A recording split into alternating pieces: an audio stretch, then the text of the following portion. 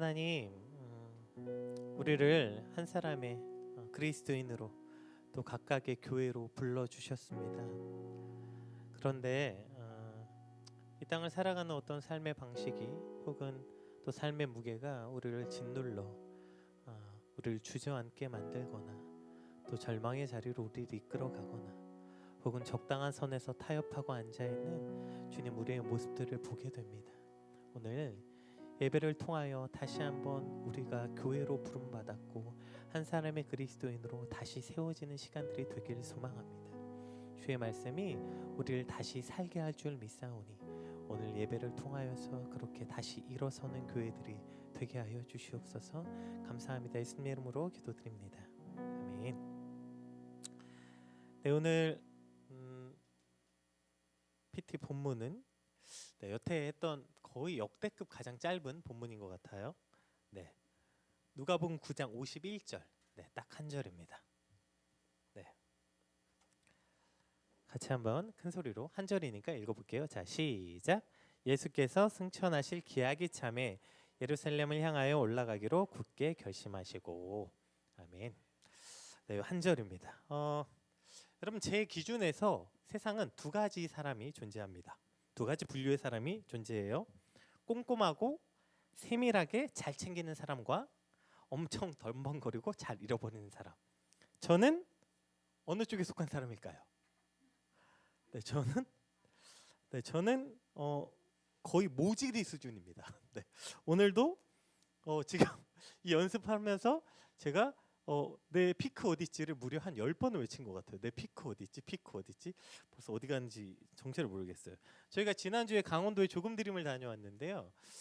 이제 갔다 오는데 이제 아마 제가 뒤에 앉아 있다가 이제 운전자로 바꾸고 이제 애들 다 영등포역에 내려주고 저 혼자 이제 렌트카 반납하러 가야 되는데 아마 제 그 에어팟이 바닥에 떨어졌었나 봐요. 그래서 누가 목사님 이거 떨어졌어요 하고 던져서 조수석에 놔줬어요. 그래서 제가 이제 차를 반납하러 갔죠. 그리고 집에 왔는데 에어팟이 없는 거예요. 그래서 제가 지금 전화를 무려 4번 5번이나 했는데 아직 안 받네요.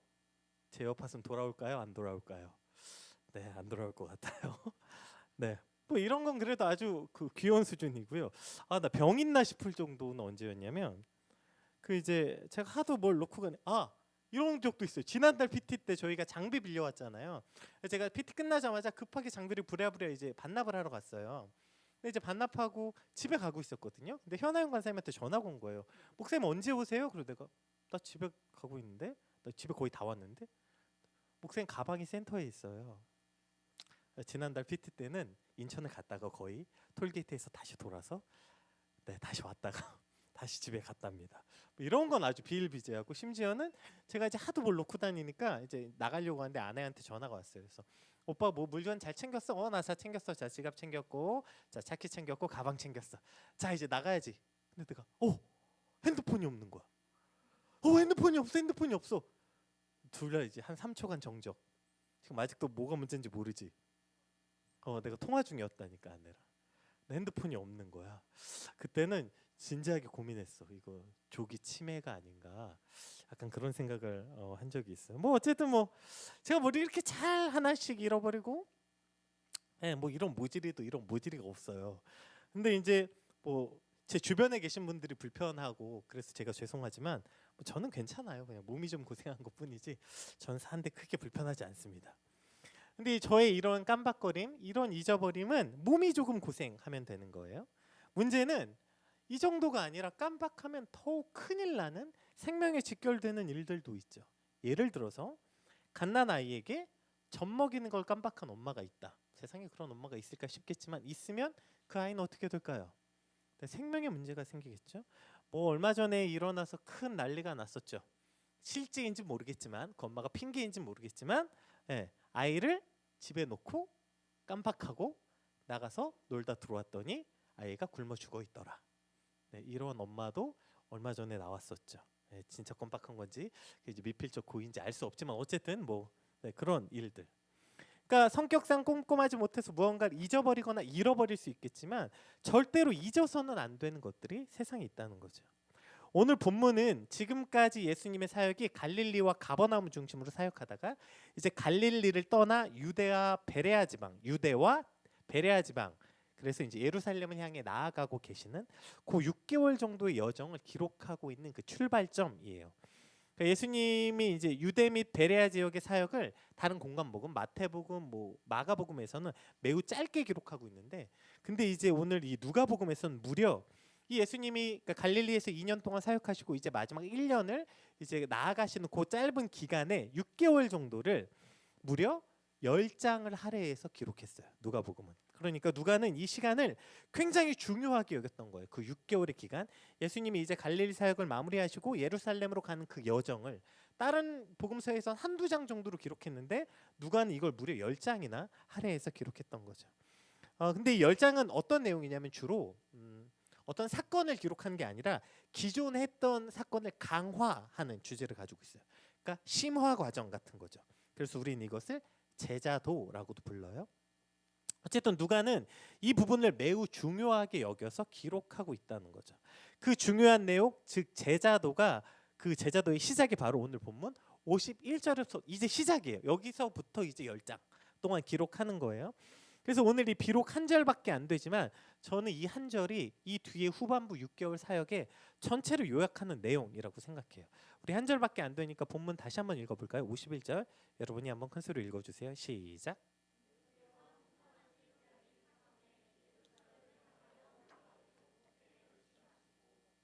자, 이제 승천하실 기약이 참회라는 표현이 뭐냐면 하나님의 계획된 시간표가 점점 다가오고 있다, 이런 걸 표현하고 있는 거거든요. 우리가 중요한 날을 달력에 체크해서 그날을 하루하루 기다리는 사람을 연상케 합니다. 예수님의 이러한 마음은 누가복음 12장 50절에도 기록되어 있는데 한번 같이 읽어볼까요? 있을까요? 네, 한번 읽어주세요. 시작.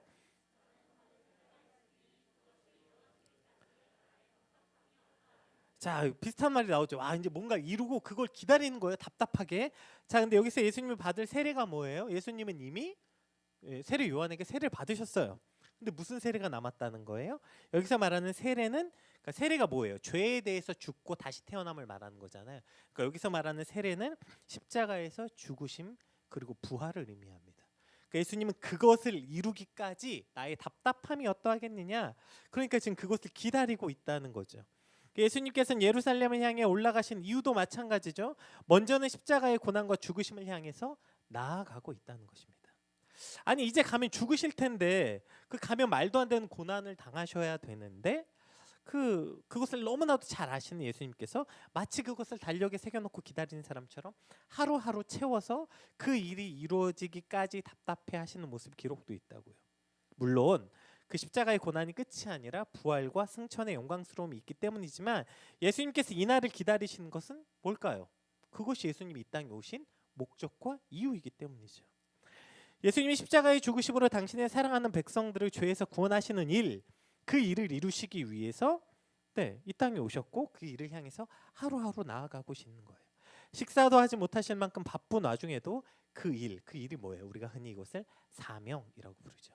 예수 그리스도께서 이 땅에 오신 그 사명을 하루도 잊지 않고 그 길을 향해 계속해서 나아가고 있음을 기록하고 있는 것이죠.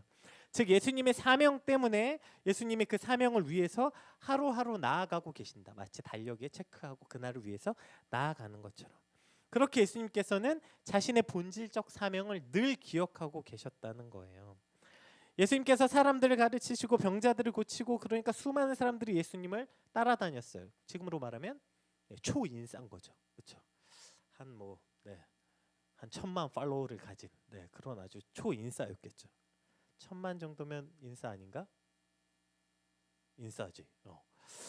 그러니까 어느 정도였냐면 가는 곳마다 예수님을 보려고 사람들이 몰려들었는데 수만 명이었다고 성경에 표현되어 있어요. 수만 명. 여러분 그 당시에 생각해보세요. SNS가 있어요, 방송이 있어요. 입소문으로 수만 명이 따라다녔다는 건 어마어마한 영향력이에요. 그래서 가장 힘있고 힘셌던 바리새인들과 대제사장들이 그 예수님의 인기가 두려워서 예수님을 죽인 거죠. 자신들이 가졌던 권력을 위협받는다고 생각했으니까요. 또 당시 왕이었던 헤롯마저 예수님의 소문을 듣고 사람을 보내서 경계합니다.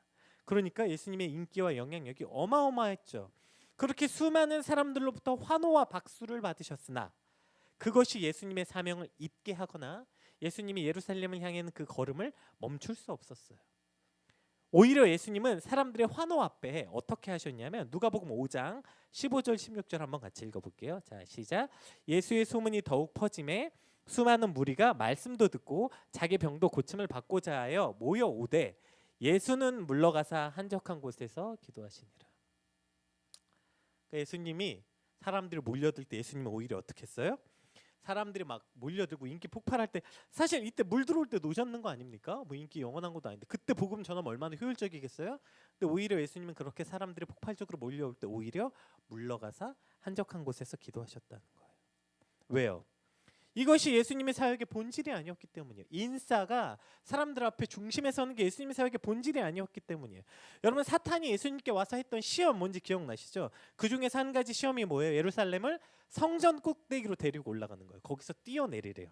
그러면 천사들이 와서 너를 떠받치게 될 것이다. 자, 이게 무슨 시험이에요? 이게 이 인싸 시험이에요. 당시 예루살렘이 뭐예요? 랜드마크 같은 곳이었다고. 지금으로 따지면 명동성당 같은. 그러니까 그 앞에 그냥 뭐 정치, 문화, 경제 핵심이었죠. 사람들이 늘 바글바글했던 그곳. 자, 그곳에서 예수님이 딱 예루살렘 꼭대기에 섰어요. 사람들이 다 쳐다보겠죠. 왜 저래 왜 저래 딱 뛰었는데 천사가 와서 딱 받쳤어요. 어떻게 됐을까요?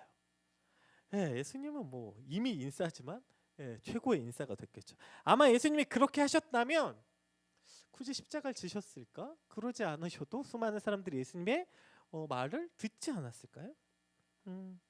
어쨌든 그렇게 누가 감히 예수님이 하나님의 아들, 그러니까 예수님 죽으신 이유가 뭐예요? 하나님의 아들이라고 그래서 신성 모독으로 죽으신 거잖아요. 만약 예수님이 성전에서 뛰어내렸는데 천사들이 딱 받쳤다. 누가 예수님을 하나님의 아들이 아니라고 말하겠어요? 감히. 모든 사람들의 환호와 갈채 속에서 사역을 시작하실 수 있었겠죠. 즉 사탄은 지금 예수님께서 인류를 구속하신 희생 제물로 오셨는데 희생 제물 말고 영웅적 삶을 살도록 지금 유혹하고 있는 것입니다. 예수님의 사역은 이 땅에 오셔서 사람들에게 박수와 갈채를 받으신 일이 아니었어요. 하나님께서 이 땅에 예수 그리스도를 보내신 것은 오히려 사람들에게 버려지고 찢겨져서 십자가에 달려 죽게 하시는 것이 바로 하나님의 뜻이었다고요. 그런데 사탄은 지금 예수님을 천하 만국이 보이는 곳으로 데리고 올라가서 영광스럽게 살아가라, 사람들에게 인정받고 칭찬받고 인싸로 살아가라, 그렇게 박수와 갈채를 받는 인생이 되라, 이렇게 말하고 있는 거죠. 오늘 예수님께서 환호와 이 갈채와 박수를 받는 갈릴리 사역에서도 일어나서 예루살렘으로 나아가시는 거예요. 한시도 지체하지 않고 발걸음을 멈추지 않고 오히려 사람들이 환호하고 박수치면 그 자리를 떠나 기도하시는 자리로 옮기는 삶을 사셨다. 이것이 오늘 본문의 모습이죠. 오늘 우리의 모습과는 정반대 아닙니까? 우리는 누가 박수 쳐주고 환호해주면, 인정해주고 사랑해주면 그냥 그 자리에 주저앉아요. 그러니까 제가 이제 대학 때 실용음악 전공했으니까 실용음악 전공하다 보면 와 진짜 기가 막힌 신입생들이 들어와요. 시골에서 잘했어. 교회도 작은 교회. 근데 그 자기는 하나님을 찬양하기 위해서 왔대. 야, 너 진짜 멋있다. 노래를 근데 와 정말 기가 막히게 하는 거야. 와 쟤는 그런 애들 이제 볼 때마다 전 절망하죠. 야, 나는 이렇게 열심히 연습했는데 쟤는 뭐지? 저는 게다가 군대 갔다 와서 다시 간 거라서 전 그때 24살이었는데 막 20살짜리 이제 고등학교 졸업한 지 한두 달 된 애들이 노래를 너무 잘하면 이제 와 절망. 야, 난 이제 그만해야겠다. 뭐 이런 생각이 드는. 어쨌든 그렇게 하는 애들이 와서도 근데 너무 멋있어. 자기는 가요나 이제 저희가 이제 실기를 보면 절대 그 CCM을 못 부르게 돼 있어요. 뭐 찬송가도 못 부르게 돼 있어요. 팝이나 가요를 불러야 되는데 자기는 시험 안 보겠다고. 와 멋있죠. 자기는 CCM이 아닌 걸 부르지 않기로 하나님께 서원했대요. 마치 소양과 같은 어떤 굉장히 멋있는 친구들이 종종 있었어요. 한두 명 있었어요. 근데 이제 그 친구들이 이제 1학년 지나고 2학년 되면서 사람들이 박수와 갈채를 쳐주고 잘한다 잘한다 하고 여기저기 불려다니고 소속사도 생기고 앨범도 내다 보면 어떻게 될까요? 점점점 하나님 온데간데 없어지는 거죠. 심지어 어떤 친구는 교회 안 다니는 친구도 있었어요. 여러분 이게 그 사람들이 이상해서 생긴 일입니까? 아니면 그 친구들이 믿음이 없어서 생긴 일이에요? 우리도 누구의 칭찬 속에, 우리도 누군가 인정과 환호 속에 있는다면 우리도 그곳에 주저앉는 건 마찬가지예요. 제가 예전에도 한번 말씀드린 적이 있는데 제가 그 신대원 가기 전에 그 어떤 선거 캠프, 와 지금 그래서 저는 여러분 별일 없이 저거 보시죠. 저는 저 선거 캠프 차들 지나다니면 와 옛날 생각이 새록새록 난답니다. 제가 이제 저 선거 캠프에서 일을 했는데 그냥 알바였어요. 처음에 그냥 누가 알바로 일당을 많이 준다는 거야. 그때 벌써 한 10년 전이죠. 근데 일당을 10만 원 준다는 거예요, 하루에. 그래서 와, 대박이네. 그래서 알바로 시작했다가 뭐 어찌저찌 하다 보니까 비서관으로 일하게 되고, 또 그러다 보니까 어찌어찌 그 후보가 당선이 되고, 저는 월급은 계속 오르고, 네, 제 기억으로는 그때 한 4,500은 한 달에 벌었던 것 같아요. 그냥 기본급이. 그리고 부수입도 되게 많았고, 그렇게 그냥 뭐 되고, 그러다 보니까 이제 제가 30 초반밖에 안 됐는데 막 인수위원회에 들어가게 되고, 이러니까 뭐 구청장님이나 시장님 이런 분하고도 식사도 하고, 뭐 이러다가 정신없이 그렇게 한 6, 7개월이 지나버렸더니 제가 어느 큰 당의 그 청년위원회 대표가 돼 있는 거예요. 한 6, 7개월 상관이었어요. 그러니까 정신이 하나도 없었어요. 그리고 이제 마지막 이제 그 청년위원회 위원장이 되고 그 면접을 보고 제 책상이 여기라고 다음 주부터 출근하라고. 그래서 네 하고 내려와서 핸들을 딱 잡았는데 제 안에 성령이 말할 수 없는 탄식이 저에게 이렇게 제 마음속에 너 뭐 하냐 이렇게. 여러분, 성령의 음성이 그 사람의 수준과 그거에 맞춰서 들린다고 하더라고요. 제 수준은 그런 거죠. 네, 인격적인 언어가 아니었어요. 저한테는 야, 너 뭐 하냐 이런 음성이었어요. 제가 핸들을 갖고 있다가 진짜 정신이 번쩍 들었어요. 정신이 확 들었어. 나 여기서 뭐 하고 있는 거지? 제가 운전하면서 가장 소름 끼치는 순간이 언제냐면, 제가 이제 그 교회하고 집 거리가 되게 멀어서 저는 거의 한 일주일에 거의 1,000km씩 운전하거든요. 근데 제일 무서운 게 뭐냐면 어느 날은 너무 피곤해서 집에 딱 도착했는데 어떤 구간이 생각이 안 나요. 너 거기서부터 거기를 어떻게 왔지? 무슨 길을 타고 왔지? 기억이 안 나. 이거 어떻게 왔다는 거예요? 비몽사몽간에 졸면서 온 거예요, 그 구간을. 기억이 안 나, 그 구간이. 얼마나 소름 끼치고 깜짝 놀라요. 마치 제가 핸들을 잡고 있는 그때가 그 저의 6, 7개월이 마치 그런 순간 같았어요. 그냥 깜짝 놀랐어요. 마치 사람들의 환호와 칭찬과 박수가 나를 영적으로 잠들게 하고 어찌저찌 하다 보니까 거기까지 와 있는 걸 보게 되는 거예요. 나는 그러려고 시작한 건 아니었거든요. 나는 뭐 그렇게까지 하려고 한 거 아니었는데 그냥 사람들이 잘한다 하고 뭔가 되는 것 같고 점점 월급도 많아지고 뭐 이렇게 하다 보니까 그냥 그렇게 시간이 흘러갔어요. 눈 떠보니까 거기까지 와 있더라고요. 이제 다음 주 출근을 해야 되니까 하나님이 더는 안 되겠었나 봐요. 제 핸들을 딱 잡자마자 너 뭐 하냐? 너 여기서 뭐 하냐? 정신이 확 들었어요. 그동안 사명은 뭐 온데간데 없고, 사명은커녕 뭐 심지어 하나님 온데간데 없고 그냥 정신 빠져서 거기까지 와 있는 걸 보게 되는 거 아니에요? 여러분, 가정이 소중하지 않은 아빠가 어디 있겠어요? 다 소중하죠. 그러니까 분명히 처음은 가족을 위해서 열심히 일했을 거예요. 가족을 위해서 밤낮 없이 일해요. 그러다 어느 날 돌아보면 집에 와보면 아이가 이만큼 커 있는 거예요.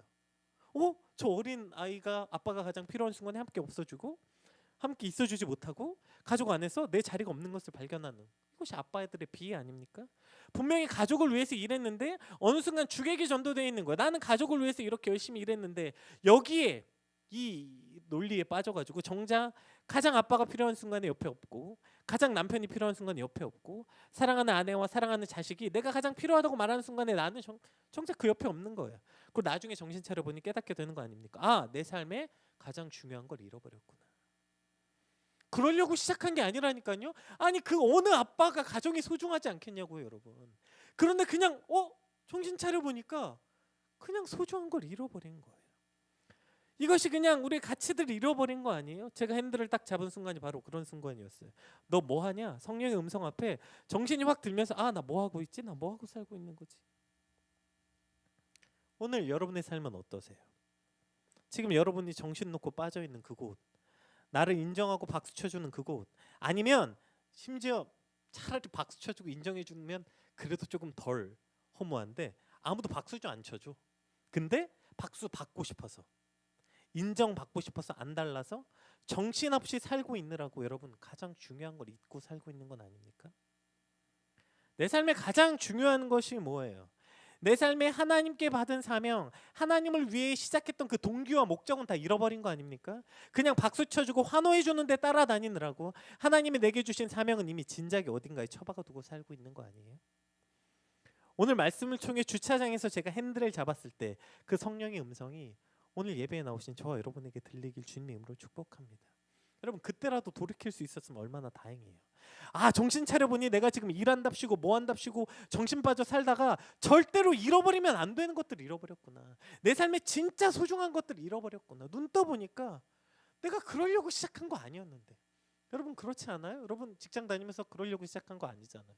근데 그 직장에 내 영혼을 갈아 넣겠다고 시작한 거 아닌데. 근데 직장이 참 신기해요. 그렇죠? 이제 신대원 혹시 다니는 친구들 있는지 모르겠는데 이제 또 개강, 그래도 코로나 때문에 지금 계속 괜찮은데 지금 이번 학기부터 개강한대요, 신대원. 그래서 요즘에 이제 제 주변에 그 뭐죠? 뭐 제 주변 뭐 다 그런 애들이겠죠? 신학한 애들 많으니까 신대원 개강한대.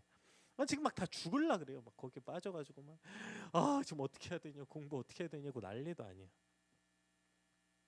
뭐 어떻게 해? 제가 늘 말해요. 아니 뭘 어떻게 해? 그냥 너 하나님이 목사 되려고 거기까지 부르셨으면 하나님 인도하신 대로 최선을 다하면 되는 거지. 아니 뭐 거기서 그 성적 안 나오면 뭐 죽어? 아니 뭐 교수님한테 인정받으면 목회 잘해? 아니면 반대로 인정 못 받으면, 여러분 C로 졸업하면 큰 교회는 못 갈 수 있어요. 큰 교회는 제가 얼마 전에 제 아시는 분이 이번 사랑의 교회 가셨는데 부목으로 학기 다 떼오라고 하더라고요. 학부부터 대학원까지 성적표 다 떼오라고 하더라고. 그런 교회 근데 몇 개 없습니다, 여러분. 큰 온누리교회 같이 그런 큰 교회도 그런 짓 어쨌든 그런 거 안 합니다. 그러니까 사실 뭐 그냥 졸업하면 되는 거, 그 안에서 뭐가 있는데. 근데 참 신기하게 그게 학교든 직장이든 뭐든 들어가죠. 뭔가 잘하고 싶어, 인정받고 싶고, 누가 또 한두 번 박수 쳐주지? 또 그걸 또 그렇게 좋아해. 한 번 받으면 또 계속 받고 싶어. 더 잘하고 싶고 욕먹기 싫고, 특히 PK들은 눈치가 더럽게 뻔하거든. 그래가지고 엄청 잘합니다. 누가 뭐라고 하기 전에 스스로 먼저 잘하는 스타일이야. 욕먹기 싫어가지고 몸에 배어있죠. 여러분 그렇게 박수 받아서 뭐 할 건데? 거기 여러분의 영혼을 갈아 넣으면 회사에서 여러분을 임원을 시켜준답니까? 뭘 해준답니까? 그냥 그렇게 사실 그러려고 시작한 것도 아니잖아. 내가 열심히 하려고 한 건 임원 되려고 한 것도 아니야. 그냥 몰라, 박수 쳐주다 보니까 그 빨간 구두 같이 그냥 나도 모르게 춤추고 있는 거 아니에요, 그 위에서. 눈 떠보면 가장 중요한 걸 잃어버린 시간들이 우리 안에 생기는 거죠. 오늘 예수님께서 이제 예루살렘을 향해서 가시기로 시작한 이 한 절 안에 이게 들어있는 거 아니에요. 예수께서 승천하실게요. 여기서 승천이란 말이 좋은 말 같으세요? 승천하시기 전에 반드시 뭐가 있어야 돼요? 십자가의 죽으심이 있어야 되는 거예요. 네, 그런데 그 길을 향해서 사람들이 박수치고 아무리 환호해도 예수님은 그 길을 멈추지 않는 거예요. 왜요? 예수님께 가장 중요한 건 바로 그 목적, 사명이었기 때문이죠. 여러분도 사실 그렇게 시작하지 않았어요? 여러분 누가 이 땅에서 엄청 잘 먹고 잘 살고 여러분 성공하려고 시작하지 않은 거 아니에요? 그래 내가 처음엔 주를 위해 살아야지, 주를 위해 이거 해야지 저거 해야지, 분명히 처음에 그렇게 시작했는데, 아니면 사실 별 생각 없이 시작했는데 눈 떠보면 그냥 박수에 정신 못 차리고 거기까지 와 있는 걸 보게 되는 거죠. 오늘 오늘 우리 예배가 환호와 박수에 취해서 가장 중요한 가치를 잃어버린 것이 아니라 예루살렘을 향해 정신 차리고 다시 나아가는 오늘이 되시길 주님을 축복합니다. 오늘 본문에서 또 한 가지 살펴보기를 원하는 것은 이런 표현이 있어요. 참 재밌는 표현이에요. 예수님께 이런 표현이 맞나? 보세요. 다시 한번 여러분 읽어봐 주시겠어요? 오늘 본문 한 절밖에 안 되니까 읽어주세요. 시작.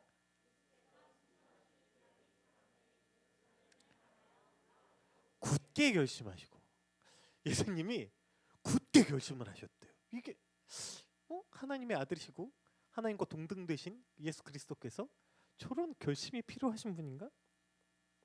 그런데 예수님이 굳게 결심하셨다는 거. 여러분 이런 표현은 히브리적 색채가 매우 짙게 배어 있는 시적 문장인데요. 이게 한글 이제 개역 한글에서는 번역되지 않았는데 원문에 살펴보면 직역하면 이런 뜻입니다.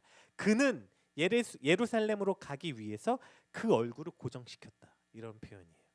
그러니까 예루살렘을 향해서 그 얼굴을 고정시켰다. 그 예수님의 얼굴은 어떤 표정이었을까요? 매우 비장한 각오였겠죠. 굳게 마음을 먹고 비장한 얼굴로 예루살렘을 향해서 가시기로 지금 결정하셨다는 거예요. 왜 이랬을까요? 그 길이 매우 어렵고 험한 길, 십자가의 고난의 길이었기 때문이죠. 우리가 가끔 착각하는 게 있어요. 예수님은 하나님의 아들이니까 십자가가 고통스럽지 않으셨을까요? 아니요. 예수님은 완전한 인간으로 오셨어요. 인자라고 표현하죠. 인자, 사람이라는 얘기예요. 완전한 사람으로 오셨어요. 물론 그분은 완전한 하나님이시며 완전한 사람으로 오셨죠. 그래서 그 십자가를 생각하면서 그것을 질 때 그것이 너무 두려워서 이 잔을 옮겨달라고 기도하잖아요. 땀이 핏방울이 될 때까지. 예수님은 그 모든 고통을 우리의 똑같은 인간의 몸으로 견디셨기에 그러셨기 때문에 저와 여러분의 연약함을 그대로 이해하실 수 있는 분이라는 것이죠. 자, 그렇게 힘든 길, 어려운 길을 예수님도 굳게 결심하시고 일어나 예루살렘을 향해 나아가셨다는 거예요. 그렇게 예수님께서 오늘 우리에게 요구하신 건 뭐예요? 너희도 나를 따르려면 자기 십자가를 지고 따라오라는 거예요. 이것이 예수님의 초청이고 이것이 그리스도인이 이 땅을 살아가는 사명이라는 것입니다. 오늘 본문으로부터 시작된 이 강화 말씀 속에서 오늘 이제 아침 큐티, 제가 이것 때문에 오늘 설교 본문을 또 본문이 아니라 중간을 다 드러내고 오늘 아침 큐티가 또 이제 새로운 말씀이 돼서 제가 오늘 아침에 설교를 다 바꿨어요. 오늘 이제 아침 큐티에도 반복적으로 계속 뭐가 나오냐면 이제 이 강화 말씀, 이제 이 시작부터 이제 그 예루살렘을 향해서 나아가는 그 6개월의 과정 중에 핵심 내용이 뭐냐면 좁은 길이다, 어려운 길이다, 사람이 많지 않다, 계속 이런 얘기예요. 계속. 심지어 오늘 아침 큐티 본문엔 이런 내용이 나왔어요. 누가복음 14장 27절 30절. 큐티 하신 분들 보셨을 거예요. 같이 한번 읽어볼게요. 시작. 누구든지 자기 십자가를 지고 나를 따르지 않는 자도 능히 내 제자가 되지 못하리라. 너희 중에 누가 망대를 세우고자 할진대 자기의 가진 것이 준공하기까지에는 족할지 먼저 앉아 그 비용을 계산하지 아니하겠느냐. 그렇게 하여 그 기초만 쌓고 능히 이루지 못하면 보는 자가 다 비웃어 이르되 이 사람이 공사를 시작하고 능히 이루지 못하였다 하리라.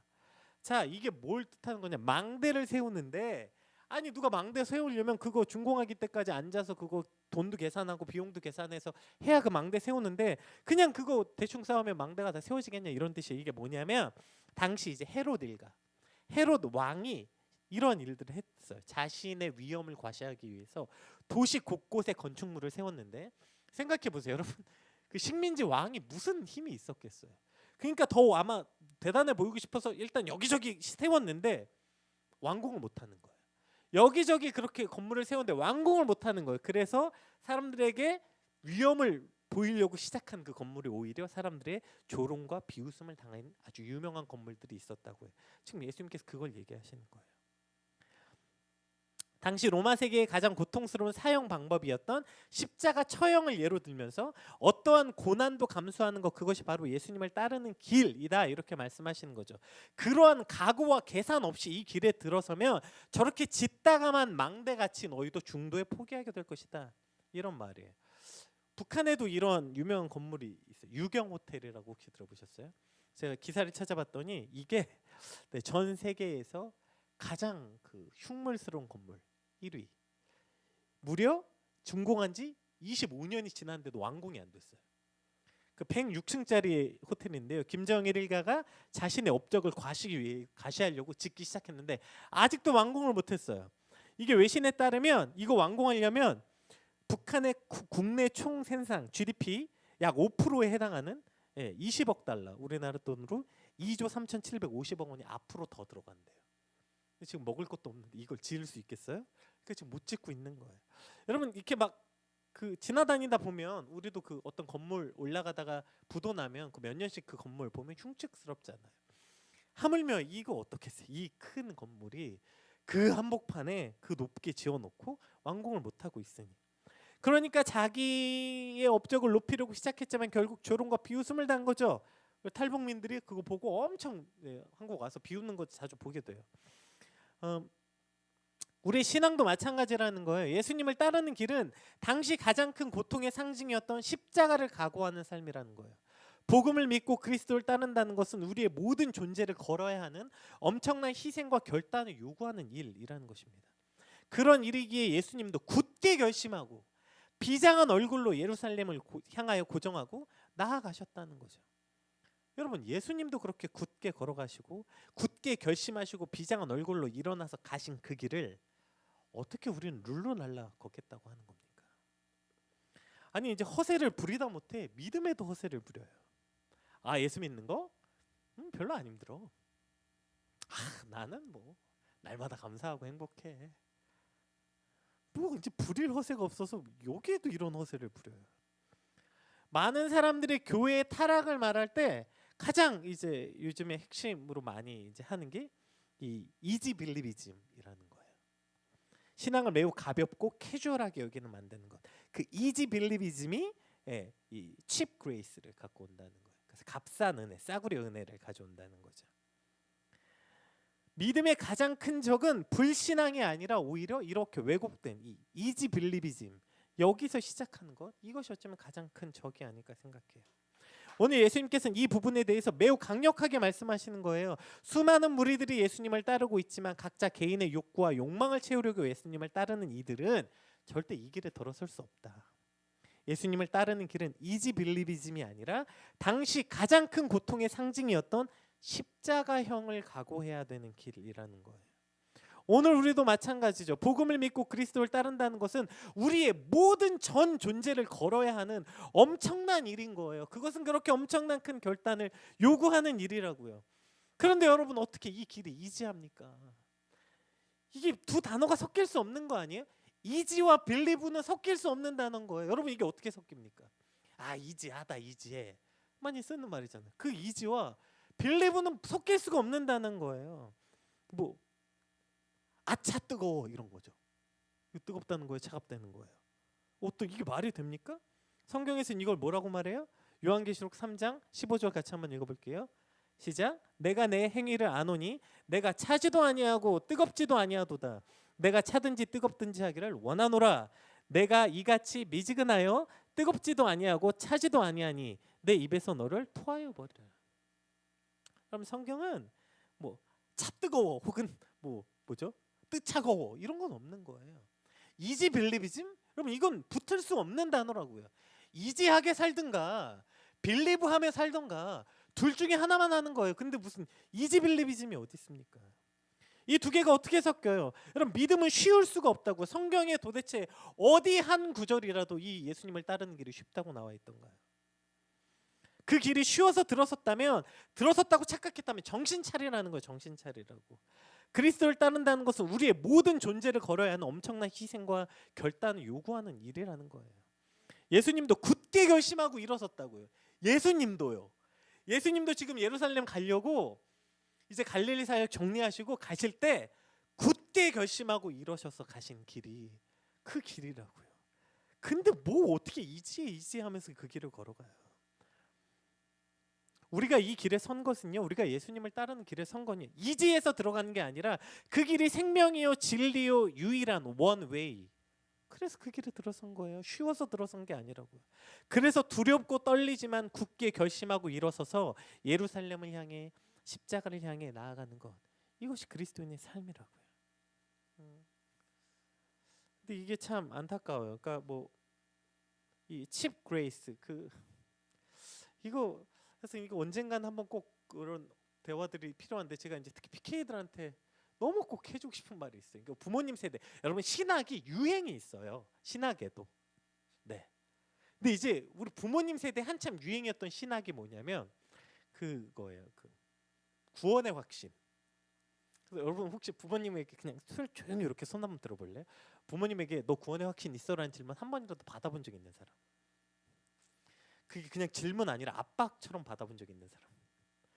네, 저는 있어요. 네.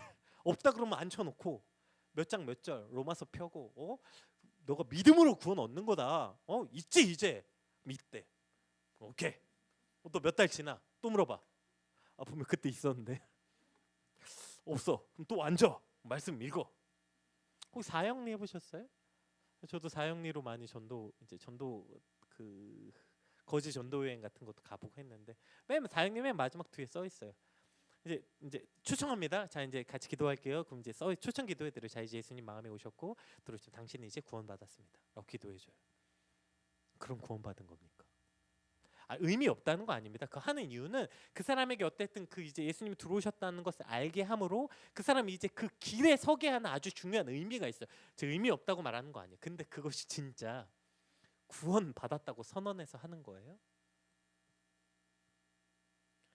여러분 어떻게 그냥 그게 그렇게 앉아서 예수님 제 마음에 와주세요. 아멘. 와, 저는 이제 새 사람이 되었습니다. 그럼 예수님이 왜 굳게 일어서서 그 길을 갑니까? 예수님 뭐하러 그렇게 합니까? 앉혀놓고 다 같이 사형내야지. 예수님 도대체 뭐하러 십자가를 지십니까? 우리 안에 이 예수님을 따르는 길은요, 예수님도 굳게 결심하고 일어서야 할 만큼 우리의 모든 존재를 들여 나아가는 그러한 각오와 결단과 헌신이 필요한 일인 거예요. 근데 자꾸 쉽게 해보려고 해요. 뭐든지 쉽게. 그럼 쉽게 해서 되는 일이 어디 있어요? 제가 저희 직장 상사에게 종종 쓰는 말인데요. 제발 쉽고 싸게 하려고 하지 마시고 어렵고 비싸게 제대로 합시다. 제가 이제 저희 직장 상사에게 네, 제가 종종 쓰는 말입니다. 여러분 그런 길이 어디 있어요? 네, 그런 길은 사기꾼밖에 없어. 사기꾼. 네, 와가지고 여러분에게 야 싸고 좋은 거 줄게. 그건 이제 사기꾼이거나 거짓말이거나 비싸게 사놓고 여러분에게 싸게 주는 거짓말이거나 사기꾼이거나 둘 중에 하나죠. 사명도 잃어버리고 하나님도 잃어버리게 하는 곳, 그곳이 사람들의 박수와 환호 속이라면 우리는 거기서도 정신을 차려야 돼요. 지금이라도 정신 차려서 우리가 무엇을 잃어버렸는지 똑똑히 봐야 합니다. 그리고 그곳에서 굳게 일어서서 예루살렘을 향하여 십자가로 나아가는 길, 그것이 바로 그리스도인으로 이 땅을 살아가는 길이라는 거예요. 우리 로마서 8장 17절 18절 한번 같이 읽어볼게요. 읽어봅시다. 시작. 그 중간부터 읽어볼게요. 우리가부터 시작. 우리가 그와 함께 영광을 받기 위하여 고난도 함께 받아야 할 것이니라. 생각하건대 현재의 고난은 장차 우리에게 나타날 영광과 비교할 수 없도다. 아멘. 그러면 이것을 믿고 살아가는 게 그리스도인이에요. 이걸 믿고 그 길은 단단히 각오하고 내 전 생애를 갈아 넣을 각오를 하고 나아가야 하는 길. 그러나 그 길은 예수님이 먼저 가셨고요. 그리고 그곳에 먼저 가셔서 우리와 함께 하시겠다고 약속하신 길이에요. 당연히 고난과 어려운 길이죠. 당연히 어려운 길이죠. 그러나 그 길은 진리요. 그 길이 예수님이 계신 곳이기 때문에 담대히 일어나, 우리도 굳게 일어나 나아오라고 우리를 초청하고 계시는 것입니다. 오늘 이 주님의 말씀 앞에 혹 우리가 박수치고 환호하는 그곳에 빠져서 어느덧 중요한 가치를 잃어버리고 살아있다면 그 자리에서도 일어나 주님께로 나아가는 시간, 그리고 당연히 어렵고 힘든 길이지만 진리이신 예수 그리스도께서 계신 그곳을 향해 담대히 굳게 일어나 나아가는 저와 여러분 되시길 주님으로 축복합니다. 시간 아까 찬양했던 그 찬양 다시 한번 찬양해 볼까요? 이거 제가 그래서 오늘 말씀 생각하시면서 이 찬양을 먼저 떠올리게 됐어요. 그래서 우리를 교회로 불러주신 그 분이 오늘 우리를 초청하는 거 아닙니까? 사람들이 박수 쳐준다고 거기 주저앉아 있니? 굳게 결심하고 일어서 레드선 정신 차리고 이제 일어서 그 안에서 네가 얼마나 많은 것들을 잃어버렸니? 일어나서 우리를 부르신 주님 앞에 그 사명 앞으로 달려 나오길 초청하고 계시고요. 그리고 그 길은 절대로 이지하지 않지만, 쉽지 않지만, 고난이 있고 환란이 있겠지만, 그러나 그 영광스러운 길로 나아오라고 오늘 우리를 초청하고 계시는 것입니다. 우리 주님, 내가 그 자리를 일어서서 이제 굳게 일어서 주를 향하게 나아가길 소망합니다. 우리 같이 기도하는 마음으로 함께 찬양하겠습니다.